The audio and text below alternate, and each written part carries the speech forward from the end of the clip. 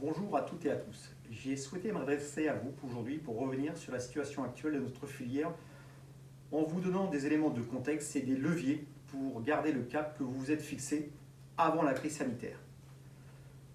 Le confinement du mois de mars a eu un impact sur notre filière. Arrivé d'une façon inattendue, il a impacté les chaînes d'approvisionnement, de livraison et donc de la production automobile en arrêtant toute l'activité de notre filière. Il en est de même pour une partie des projets engagés qui ont dû être mis en pause. Nous avions peu de visibilité quant à la date de redémarrage de nos productions, mais également peu de visibilité sur les conditions de ce redémarrage. Malgré cela, nous avons toutes et tous réussi à reprendre une activité durant le mois de mai ou de juin, en repensant parfois notre organisation de travail. Ce qu'il faut retenir de ce premier confinement, c'est l'entraide et la synergie des acteurs en région qui, au partage des bonnes pratiques, nous ont toutes et tous aidés dans notre quotidien pour aller de l'avant et ainsi sortir de cette crise. L'ARIA s'est réorganisée de suite pour assurer son rôle, vous accompagner, vous soutenir et vous informer. La filière automobile a fortement été impactée lors du premier confinement. L'État a entendu cette souffrance et a mis en place des plans de soutien sectoriel.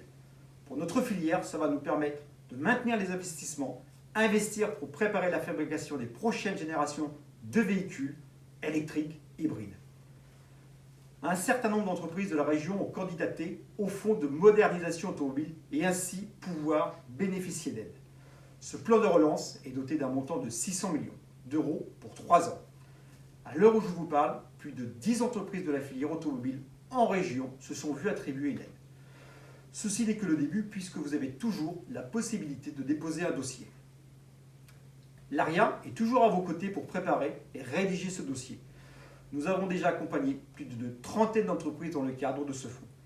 Quelle que soit votre structure, PME, TPE, des dispositifs d'aide existent. Mobilisons-les pour nous permettre de rester sur la trajectoire que nous nous sommes fixés tous ensemble. Les aides accordées aux particuliers ces derniers mois ont également permis de relancer l'activité économique de notre filière. Les consommateurs français étaient au rendez-vous et cela est encourageant pour la suite. Le niveau des commandes en septembre était supérieur aux attentes pour beaucoup d'entreprises. Hélas, nous vivons actuellement un deuxième confinement, moins rigide que le premier, certes, mais il vient tout de même fragiliser notre secteur. Néanmoins, suite aux dernières annonces du président de la République, la réouverture des showrooms est faite depuis le samedi 28 novembre. La perte des commandes durant ce second confinement aura un impact dans les prochaines semaines ou dans les prochains mois.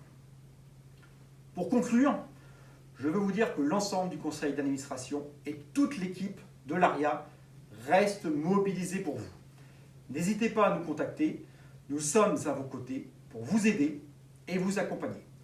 Si besoin, je ne manquerai pas de revenir vers vous dans les prochaines semaines. Merci à tous, à bientôt.